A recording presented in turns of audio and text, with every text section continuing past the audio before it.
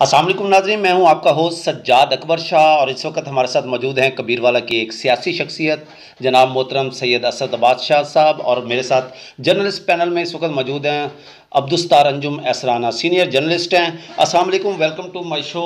क्या हाल है जी?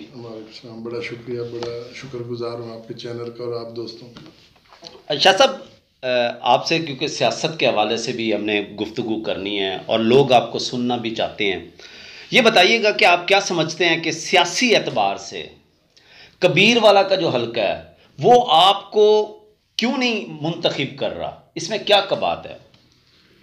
बिस्मिल्लाहिर्रहमानिर्रहीम, अल्लाहुम्मा सल्ली अला मुहम्मद व आले मुहम्मद। सबसे पहले तो मैं आपके चैनल द कबीरियन न्यूज़ का बड़ा शुक्रगुजार हूँ, जो आजकल यूट्यूब पे, सोशल मीडिया पे बहुत ज़्यादा मुहतरक भी है और लोग बड़ा सुनते भी हैं। अब्दुस्तार अंजुम साहब तो वैसे मेरे बहुत पुराने दोस्त हैं, बड़े न्याज़मंद हूँ मैं इनका। देखें, मैं आपको एक अर्ज़ करूँ कि मौला अली का फरमान है कि मैंने बहुत से मेहनती लोगों को नसीब वालों के सामने झुकते देखा है। मेहनत करने से आपका नसीब नहीं बन सकता, कुछ नसीब या लक का भी इसमें असर होता है। मैं तकरीबन 20 साल से कबीरवाला में बतौर सियासी वर्कर काम कर रहा हूँ। 2 इलेक्शन मैंने खुद लड़े हैं यहाँ, बल्कि 3 इलेक्शन मैंने खुद लड़े हैं। एक मैंने किसी ग्रुप के साथ मिलके भी 2018 का लड़ा है। मेरी हद्दुल इम्कान कोशिश होती है कि मैं उन लोगों की मदद के लिए निकलूं जिनका अल्लाह के सिवा कोई नहीं है। कबीरवाला में जब 2002 में मैंने पहला इलेक्शन पाकिस्तान मुस्लिम लीग नून से लड़ा, तो उस वक्त कोई नून लीग का टिकट लेने वाला नहीं था। जिनके पास MNA का टिकट था उन्होंने कोई इश्तिहारबाजी भी ना की और उन्होंने इलेक्शन भी ना लड़ा। उन्होंने कॉन्टेस्ट किया लेकिन फील्ड में ना आए। मेरा ताल्लुक़, मेरा दोस्ती, मेरा तबका, मेरा जिन लोगों से वास्ता है वो है रेडी वाला, वो एक मज़दूर, वो एक साइकिल वाला, वो एक फड़िए वाला, वो एक आम आदमी, बेरोज़गार आदमी। तो जब इनके साथ मेरा ताल्लुक़ बना तो एक ऑलरेडी एक ऑटोमेटिकली ऐसा ग्रुप मेरे ख़िलाफ़ मुतहरिक हो गया जिनको जो नहीं चाहते थे कि एक नया बंदा आके बग़ैर सियासी रेफरेंस के, बग़ैर सियासी ख़ानदान के, बग़ैर किसी सियाको सबाक के वो आके जगह बनाए। तो आप मुझे बताएं कि किसी का कारोबार चल रहा हो, उसके सामने कोई आके रेडी लगा ले तो वो कभी भी उस रेडी वाले को नहीं खड़ा होने देगा। उसने उसको आगे पीछे सुबह से लेकर शाम तक आगे पीछे कराई रखना है। मैं जब कबीरवाला में आया तो मैंने सबसे पहले उन लोगों को हाईलाइट किया जो इस निज़ाम के लिए नासूर थे। अब उनमें कौन कौन था जिसको मैं कहता था कि फ़लाँ चोर है, तो जो मेरे ख़िलाफ़ बोलते थे मैंने उन्हें चोर तो नहीं कहा था। यानी कि जब मैं किसी को चोर कहता था तो जो मेरे ख़िलाफ़ बोलता था लगता था कि वो चोर है। जब मैं कहता था ये गासिब है, जब उनके ख़िलाफ़ मैं बोलता था तो वही मेरे ख़िलाफ़ जब एक सफ़े आरा हो जाते थे तो फिर समझो कि वही चोर है, वही डाकू है, वही लुटेरा है। मैंने तो हाईलाइट किया ना कि इन लोगों के ख़िलाफ़ हमने उठना है। वो लोग खुद समझ जाते थे कि ये हमारे ख़िलाफ़ बोल रहे हैं, वो मेरे ख़िलाफ़ एक सफ़े आरा हो गया, सफबंदी कर गया। तो उस 2002 के इलेक्शन में मैंने देखा कि लोगों को एक नया आदमी चाहिए जिस पे वो ट्रस्ट करें। और कबीरवाला के लोगों को मैंने देखा है बड़े साफ़ सुथरे, मेहमान नवाज, बड़े मोहब्बतें देने वाले। लेकिन बदकिस्मती से मैंने जितने इलेक्शन लड़े हैं मेरा पैनल नहीं बन सका। मेरे साथ पार्टियों ने, मेरे साथ उन लोगों ने भी वफा न की जिनके साथ मिल के मैं इलेक्शन लड़ना चाह रहा था। और बदकिस्मती यही है कि मेरा पैनल ना बनने की वजह से मैं इलेक्शन में इतना खातिर खा एक्टिव भी नहीं रहा और मुझे इतना रिजल्ट भी नहीं मिला। शाह जी, 1 मिनट मैं आपसे गुजारिश करूंगा। सवाल मेरा ये है आपसे कि गुज़श्ता इलेक्शन जो कि 2018 का इलेक्शन हुआ है, उसमें आपने यहाँ से धड़ेबंदी की सियासत का रुख करते हुए सैयद ग्रुप के साथ इल्हाक किया और भरपूर दिन रात की मेहनत के बाद उनको कामयाब करवाया। और आम लोगों की राय है कि उस सैयद ग्रुप की कामयाबी में आपका अहम तरीन किरदार है। तो फिर कौन से ऐसे वामिल, क्या ऐसी वजह बनी कि आप आज आपकी और उनकी राहें जुदा हैं? देखें, 2018 का इलेक्शन जो हमने एक सैयद ग्रुप के धड़े से लड़ा है, उसमें मेरे साथ और भी बहुत सारे लोग थे जो इनके साथ फ़ख्र इमाम हुसैन जानी और खावर शाह के साथ शामिल हुए। उसमें मेरे अकेले का कोई इतना असर नहीं था, ना इतना कोई कंट्रीब्यूशन था। लेकिन अल्लाह की भी बहुत ज़्यादा इन पे करम नवाजी थी लोग भी चाहते थे कि शायद ये 14 साल इक़्तिदार में नहीं रहे, अब ये कोई इनमें कोई सीरियसपन आ गया हो या ये अब कोई मेहनत करें या हल्के के लिए कोई काम करें। तो हम सब ने ज़ोर लगाया कि हम एक ऐसा ग्रुप लेके आएँ, ऐसे लोगों को आगे लेके आएँ कि शायद अब कबीरवाला के लिए काम किया जाए। देखें, मैं आपको बताऊं, आज़ाद इलेक्शन और वो भी पीटीआई के मुकाबले में, और मार रज़ा याद हराज साहब जैसे कैंडिडेट के सामने आपने इलेक्शन लड़ना है, आपका होमवर्क तो होगा। सैयद ग्रुप का कभी भी होमवर्क नहीं रहा, ये तो आप इनकी हिस्ट्री उठा के देख लें, इन्होंने होमवर्क नहीं किया। ये आते हैं, इलेक्शन लड़ते हैं, जीत गए तब भी गायब, हार गए तब भी गायब। अब हमने सब ने, मैंने इनसे बड़ी दफ़ा बात की, ये कहते थे नहीं जी अब हम ये कर देंगे, हम यूं कर देंगे, बड़े अवामी हो गए सारा कुछ। लेकिन रिज़ल्ट क्या था? इलेक्शन जीतने के बाद वही गायब। नाराज़गी मेरी नहीं है, नाराज़गी आप अभी 1 साल और गुजरने दें। जब ये इलेक्शन दोबारा होगा, जब ये असम्बलियाँ टूटेंगी, जब ये दोबारा फील्ड में आएंगे, तो आपको हर इनका सपोर्टर इन पे नाराज़ नज़र आएगा। मेरी नाराज़गी अपनी जगह। अब देखिए, जब हमने 2018 का इलेक्शन लड़ा, हमने कहा जी साफ़ सुथरे लोग हैं, पढ़े लिखे लोग हैं। फिर इन्होंने कहा कि जनाब वो हुसैन जानिया का बड़ा वोट था, वो 50,000 वोट तो उसका ज़ाती था।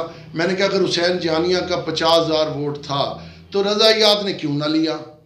उसने क्यों 50,000 वाले वोट वाले को भगा दिया? और फिर अगर 50,000 वोट हुसैन जानिया का था तो फिर फ़खर इमाम जैसे मुखालिफ के जूतों में आके बैठने की ज़रूरत ही नहीं थी। वहाँ तो राणा इरफान ऑलरेडी खड़ा था, और मैं भी इस हक़ में था कि फ़खर इमाम के साथ अगर कोई इलेक्शन लड़े तो वो राइट बनता है राणा इरफान का, राणा इरफान को लड़ना चाहिए। इन्होंने हुसैन जानिया को लिया। हुसैन जानिया ने जीतने के बाद कहा कि जी 50,000 वोट मेरा था, तो 50,000 वोट उसका था तो आज़ाद लड़ता, बड़ी इज्जत से जीतता और अपना जहाँ मर्जी जाता। अब जिन जिन लोगों ने इलेक्शन में इनका साथ दिया है वो सब नाराज़ हैं। इलेक्शन एक ऐसा टेम्पो हमने बनाया है, मैं जिस जगह गया हूँ, जहाँ गया हूँ, इनसे पूछ लें। ये तो खैर एहसान फरामोश किस्म के आदमी हैं, फ्यूडल किस्म के आदमी हैं, पार्ट टाइम जॉब है इनकी इलेक्शन। तो जहाँ भी गए हैं ये, जब तक मैं नहीं गया जलसा स्टार्ट नहीं हुआ। आप फ़खर इमाम से पूछें कि 8 जलसे ऐसे थे जहाँ जलसा ख़त्म हो गया था और मैं लेट पहुँचा हूँ, तो उन्होंने फिर कहा कि असद तकरीर ज़रूर करेगा। अब एक और बात, ये जो इलेक्शन 2018 का हुआ है, आप देखें कि पीटीआई में ये पूरा ग्रुप क्यों नहीं इकट्ठा शामिल हुआ। एक दूसरी रात भाग गया, एक ने कहा किसी तरह गोंगलों तो मिट्टी लाने वास्ते फ़खर इमाम आदा ही कि मेरे को इमरान खान आवे। इमरान खान आया, 2 साल 2.5 साल जिस तरह जो पोजीशन है फ़खर इमाम की वो पता है, लेकिन इनको मिनिस्ट्री भी मिल गई, सारा कुछ हो गया। कबीरवाला के आम आदमी को फ़ायदा क्या हुआ है? कैलकुलेशन होगी यहाँ। कैलकुलेशन ये नहीं होगी कि असम्बली में वो कौन सी सीट पे फ़खर इमाम बैठता है, वज़ीर आज़म के साथ बैठता है, वज़ीर आला के साथ हुसैन जानिया बैठता है, उसके साथ है, ये तो अवाम का इससे ताल्लुक़ नहीं है, वो आपकी PR है। अब कबीरवाला में हुसैन जानिया ने क्या किया? कब तक कॉलेज कैश होगा, कब तक स्कूल कैश होंगे? फ़खर इमाम ने क्या किया? देखें, बात सुने, बड़ी डेवलपमेंट जो कबीरवाला में हो रही है वो दे रहे हैं सोलिंग 400 फुट 500 फुट। और भाईजान, इस दौर में जो ये दौर चल रहा है, इसमें किसी को कहे ना कि सोलिंग ले लें, इसका मतलब है उसको माँ या बहन की गाली निकालनी है। सोलिंग कौन लेता है? और आप सोलिंग की जगह टफ टाइल लगवा दें या पक्के रोड बनवा दें, कोई मेटल रोड बनवा दें। 2 किस्म की डेवलपमेंट होती हैं हल्के में। एक डेवलपमेंट होती है कि आपने नाली, सड़क, स्कूल, कॉलेज जो आपका राइट है आपने देने हैं। एक होता है आपने वोटर को संभालना है, उसके रोज़गार को कैसे आपने कवर करना है। आपके कबीरवाला में 5 टॉप की फैक्ट्रियाँ हैं, आप एक बंदा वहाँ चौकीदार नहीं लगवा सकते, और वो फैक्ट्रियाँ आपके इलाके से रेवेन्यू भी कमा रही हैं, कारोबार भी कर रही हैं, यहाँ के लोग बेरोज़गार हैं। नेस्ले का मसला जूं का तूं, फौजी पड़ाव वाला, फौजी ग्राउंड वाला मसला जूं का तूं। इन्होंने एक मेरे दुख में वो मेला लगवा तो दिया है कि जनाब वो बड़ा काम हो गया, मेला लगवा दिया। मैं कहता हूँ ठीक है, अच्छा एक्टिविटीज़ होनी चाहिए, बड़ा अच्छा है। हमारे थाने और अस्पताल अल्लाह करे बर्बाद हो, हमारे क्लब और ग्राउंड आबाद रहें, लेकिन अवाम को क्या दिया है ये अवाम से पूछ लें। मेरे साथ आप निकलें, 10 घरों में चले जाते हैं, 10 में से 10 के 10 घर अगर इनके खिलाफ ना बोलें, मैं सारी ज़िंदगी इनके जूते उठा के फिरता रहूँगा। अच्छा शाह जी, ये क्या बात है कि आप इलेक्शन के अंदर एक धड़े को सपोर्ट करते हैं और फिर इलेक्शन के फौरी बाद जब वो धड़ा विन कर जाता है तो उसके साथ आप इख्तलाफात कर लेते हैं, आपके इख्तलाफात शुरू हो जाते हैं। ये क्यों ऐसा होता है? देखिए, हर बंदे की आदत ना उसके मरने के बाद ही ख़त्म होगी। इनको पता है कि मेरा मिजाज है, मैं अवामी आदमी हूँ, सफ़ेद पोश आदमी हूँ, गरीब घर का आदमी था, यहाँ तक पहुँचा हूँ। मैं बात करता हूँ एक आम आदमी की। ये आम आदमी की बात सुनते हैं लेकिन पसंद और नापसंद के क्राइटेरिया में, ये तराजू में तोलते हैं कि पसंद वाली गुफ्तगू किसने की है और नापसंद वाली। देखें, इनको चाहिए था, ये हम जो भी इनके साथ लोग थे वे उनके साथ बैठ के सुनते, जब पहले तनकीद सुने ताकि उसका हल निकालें। ये तनकीद करने वाले को तो पसंद ही नहीं करते। अच्छा, दूसरा, मेरा ये लेवल ही नहीं है कि मैं फ़खर इमाम और हुसैन जानिया की सपोर्ट करूं या उनके साथ मैं सारी ज़िंदगी वक्त गुजारूं। मेरा एक लेवल रहा है, मैंने मीर मुर्तज़ा भुट्टो के साथ काम किया है, मैंने इमरान खान के साथ काम किया है, मैंने नवाज शरीफ और शहबाज शरीफ के साथ काम किया है। अब आप सोचें, जो बंदा DIG हो और उसको कहें भी आपने थाने का मुंशी लग जाना है, वो अब कहाँ कितना कंफर्ट होगा।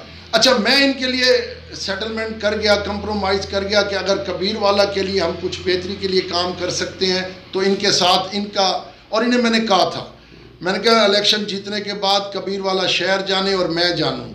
मैं कैंडिडेट नहीं हूँ, मैं इलेक्शन नेक्स्ट टाइम अपने फ्यूचर में लड़ना नहीं चाहता, लेकिन आपने जो काम करना है, जिनसे हमने वादे किए हैं उनसे वादे हमने पूरे करने हैं, उनके रोज़गार के लिए काम करना है। अच्छा, मुझे एक बात बताएं सजाद भाई, जब ये इलेक्शन था और वोट था, मैं तकरीर करता था, मेरे बाद हुसैन जानी और फ़खर इमाम और खाबर शाह तकरीर करते थे। अगर मेरे जो वो डायलॉग थे, जो मैं बातें करता था, आवाम से वादा करता था, तो मेरे बाद तकरीर में इन्होंने क्यों नहीं कहा कि ये बात तकरीर में असद ने की है, हम इसके ज़िम्मेदार नहीं हैं।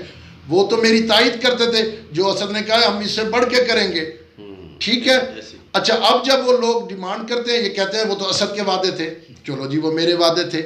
मैं ये कहता हूँ कि ये इलेक्शन जो हुआ है 2018 का, अवाम ने 5 साल के लिए इनको वोट दिया है, इन्होंने 5 साल अमानत में ख़यानत की, हम खुद उसमें गुनाहगार हैं, बराबर के शरीक हैं।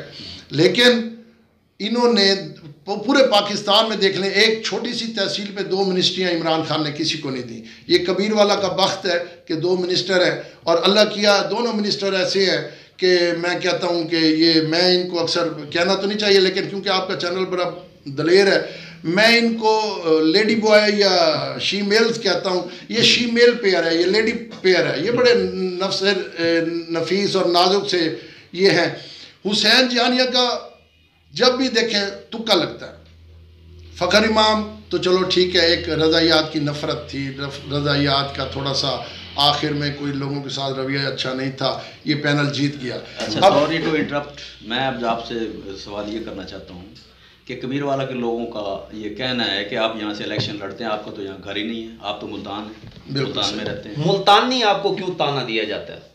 देखें जी, मुल्तानी तो हम तीनों कैंडिडेट हैं, बल्कि जितने भी यहाँ इलेक्शन लड़ते हैं ना, सारे सराइकी हैं, मैं भी सराइकी हूँ। अच्छा, अब ये कहते हैं मुल्तान का, मैं कहता हूँ आप मेरे साथ अपना चैनल के साथ निकलें, फ़खर इमाम और रज़ायात हुसैन जानिया, किसी का शहर कबीर वाला में 1 इंच का घर दिखा दें।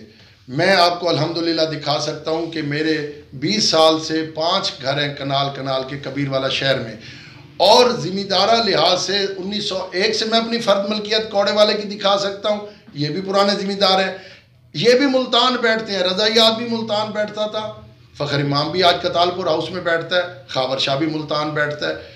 तो ये कहना, ये तो एक इल्ज़ाम है ना, किसी ना भाई, और तो कोई ऐप मिला नहीं है तो ये कोई ना कोई इल्ज़ाम तो लगाना है।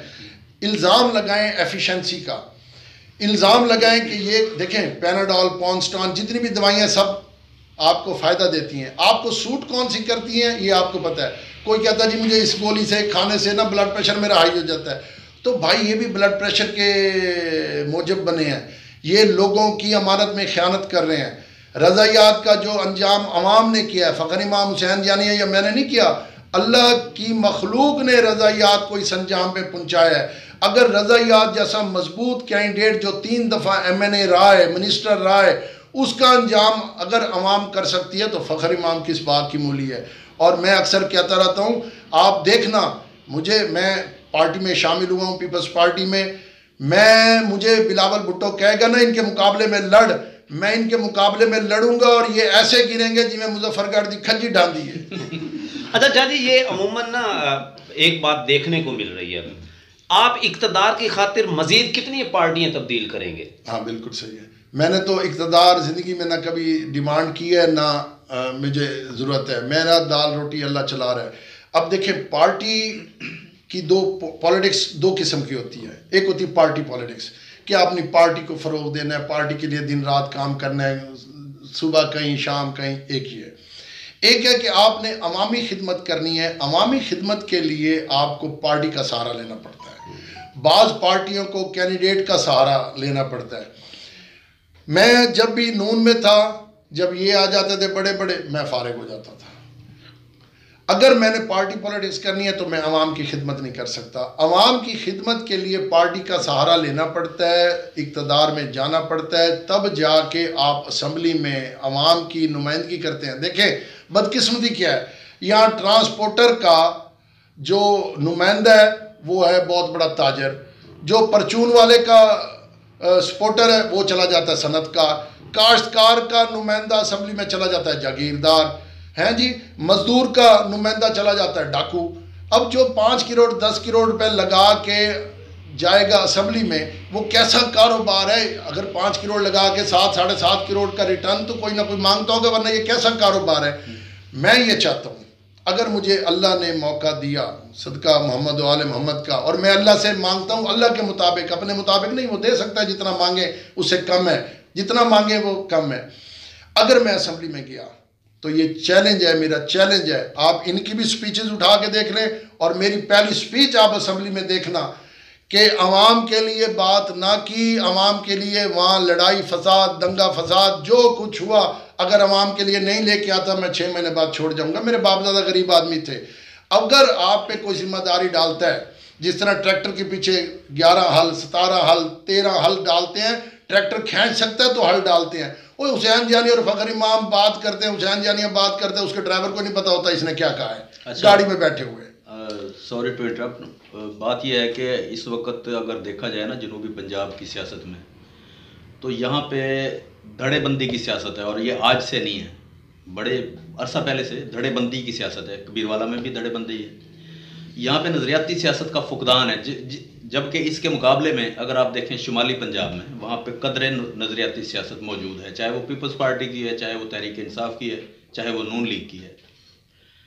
तो आप कबीरवाला के इस हवाले से क्या मसाइल देखते हैं नज़रियाती तौर पे, धड़ेबंदी के तौर पे, कि यहाँ पे कैसा होना चाहिए? क्या ये चाहते हैं? क्या इनकी सोच है? कैसा किया जा सकता है? नेक्स्ट इलेक्शन में आपके क्या प्लानिंग है? बिल्कुल ठीक है। जनूबी पंजाब एक ऐसा इलाका है, बिहाड़ी, खानेवाल, मुल्तान, मुजफ्फरगढ़, देरा गाजी खां, उसके बाद तो वो थोड़ा सा कबायली टच आ जाता है। जनूबी पंजाब में जो वोटर है ना जी, वो बड़ा मासूम वोटर है। वो छोटी सी बात पे खुश हो के आपके साथ हो जाता है और छोटी सी बात पे नाराज़ हो के चला जाता है। अब मैं आपको एक मिसाल देता हूँ। आपने किसी की अक्सर मिसाल सुनी होगी सियासतदानों से कि जी हमने उनके 99 काम किए हैं, एक काम नहीं किया, वो नाराज़ हो जाते हैं। मैं कहता हूँ आपने 99 काम नहीं किए, एक काम किया, उस एक काम के साथ खड़े रहे कम अज़ कम। देखिए अवाम ने क्या करना है आपके साथ, एक मामूली सी पर्ची है। अगर देखा जाए तो बहुत बड़ी उसकी ताकत है, ना देखा जाए तो एक पर्ची है। 2018 के इलेक्शन में मैंने देखा है, मैं बड़ा करीब से जाके सैयद ग्रुप के साथ मैंने इलेक्शन लड़ा है, मैंने करीब से देखा है। वोटर बड़ा मासूम है और मुझे बड़े ठिकाने इनके पता चल गए हैं कि वोट ये कैसे लेते हैं। ये तो अपने घुटने पकड़वाते हैं और वोट लेते हैं। मैं तो वो ठिकाने देख आया हूँ, मैं घुटने पकड़ के भी वोट ले लूँगा। जिस तरह एक सराइकी का एक माई है, मिट्टी चढ़ गई टैरों ते, मैं वोट ले लैडन हाथ रख के पैरों ते। तो अवाम इतबार करेगी और इंशाल्लाह बड़ी अवेयरनेस है। कबीरवाला में धड़े की सियासत थी, मुजफ्फरगढ़ में क्या हुआ, पीटीआई और नून लीग लड़ते रहे, पीपल्स पार्टी 2 MNA 3 MNA बना गए। तो कबीरवाला में भी जब अल्लाह साथ देगा तो इंशाल्लाह एक टाइम आएगा कि आम आदमी का कैंडिडेट आएगा, चाहे कोई हो, जिसके हिस्से में अल्लाह ने इज़्ज़त लिखी है।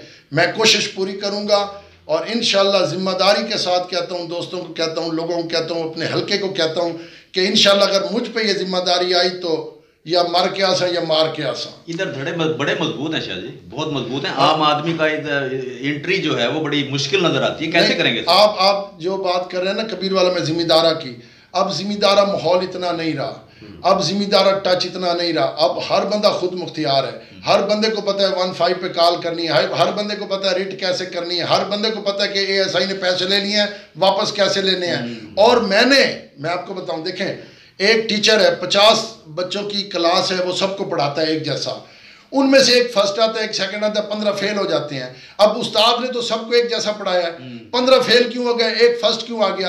अब वो जो बैठे थे ना स्टूडेंट, जिन्होंने तो तवज्जो से उस्ताद को सुना है वो पास हो गए हैं, जिन्होंने नज़र इधर उधर रखी है, नज़रअंदाज किया उस्ताद के लेक्चर को, वो फेल हो गए हैं। मैं बतौर उस्ताद ऐसी फीड और ऐसी पढ़ाई करूंगा इलेक्शन में कि हर बच्चा मेरा पास नहीं फर्स्ट आएगा। और इंशाल्लाह चैलेंज करता हूं, ये प्राडो कल्चर, ये क्रूजिंग कल्चर, ये वडेरा सिस्टम, ये सिस्टम तब्दील होगा जब मोटरसाइकिल पे और पैदल कैंपेन करूंगा और रेडी वाले से वोट मांगूंगा और मस्जिद के आगे बैठ के दुआ करूंगा कि अल्लाह अगर मैं मेहनती हूँ, मेरी नीयत साफ है, तो तूने मेरी मदद करनी है और मेरा परवरदिगार कोई भी फैसला उसके लिए बेहतरीन करता है जो वो अल्लाह बेहतर समझे। अच्छा शाह जी, ये बताइएगा कि आप इदारों के साथ आपकी हर वक्त जो है ना एक वो टेंशन सी रहती है, आप इदारों में बैठे मुलाजमीन को बुरा भला कहते रहते हैं, अपने ट्विटर से भी, अपने फेसबुक सोशल मीडिया से भी।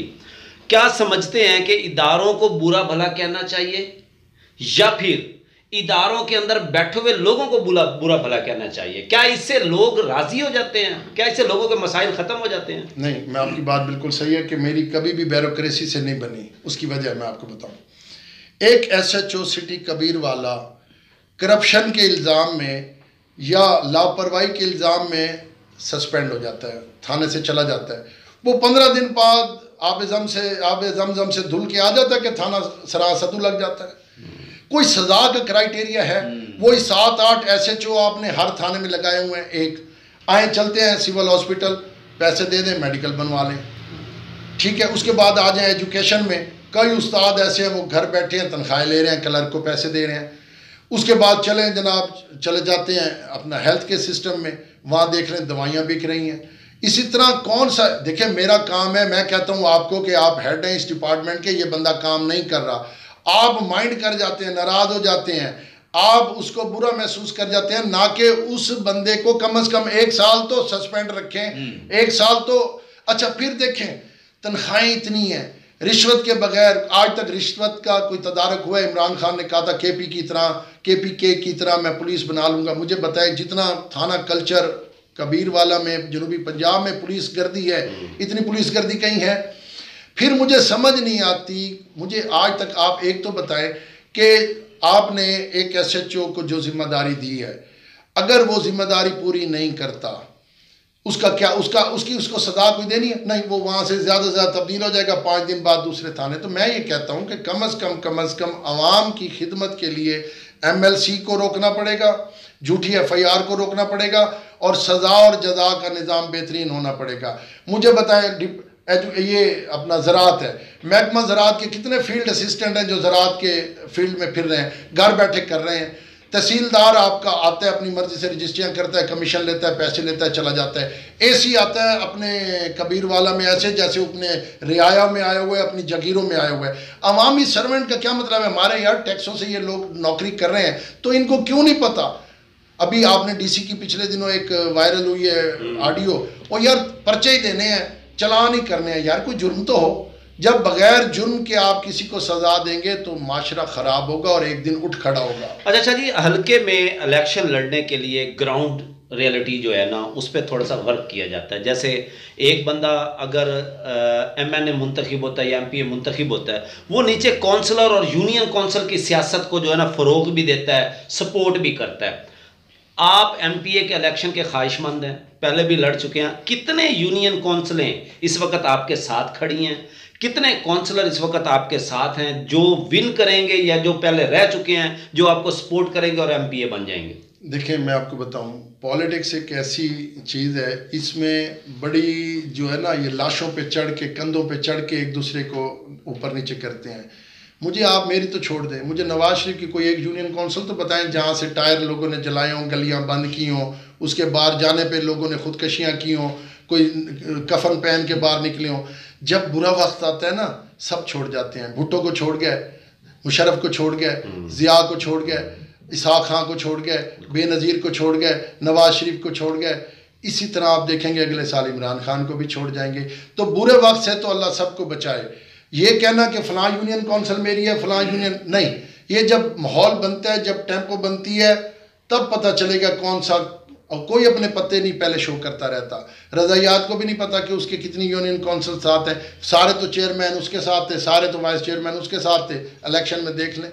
तो इसलिए कबल अस वक्त कहना कि फ़लाँ फ़लाँ फ़लाँ, अल्लाह खैर करेगा, जब घोड़ा और मैदान आएगा तब देखी जाएगी। आपका नेक्स्ट इलेक्शन पीपल्स पार्टी से है?